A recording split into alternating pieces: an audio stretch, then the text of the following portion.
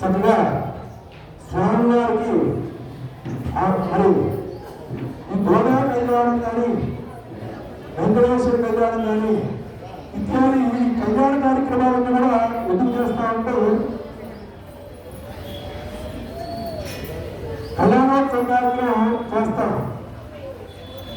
ఏ కళ్యాణం చేసినా ఈ శివ కళ్యాణం ఉన్నా సరే సంకల్పంలో పార్వతీ కళ్యాణం కన్యాదానం అనేటువంటి సంకల్పం పెట్టుకుంటాం.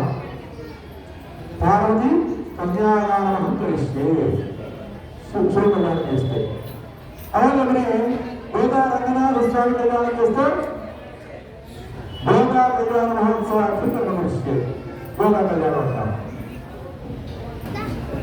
ఉన్నటువంటి ఈ కళ్యాణోత్సవ కార్యక్రమాలు చేసేటప్పుడు ఈ అమ్మవారికి మనకి కళ్యాణం చేస్తున్నామని చెప్పి కన్యాదానం చేత సంకల్పం చేపిస్తాం. శ్రీదేవి భూదేవి సమేత శ్రీ వెంకటేశ్వర స్వామి మహాకళ్యాణోత్సవంలో శ్రీదేవి నామి కళ్యాణం శ్రీదేవి కన్యాదానం చేసి అని అంటే సమస్త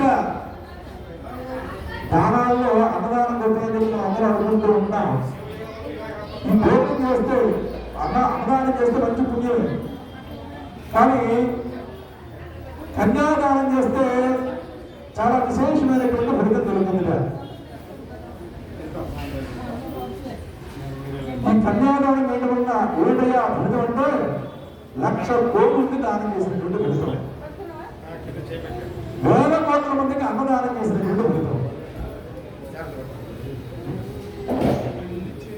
మరి చాలా మందికి అపుత్రస్య ప్రతినాథుని సంతానం లేనటువంటి వారు గొప్పగా ఉంటూ ఉంటారు. అంటే కొడుకు కావాలి,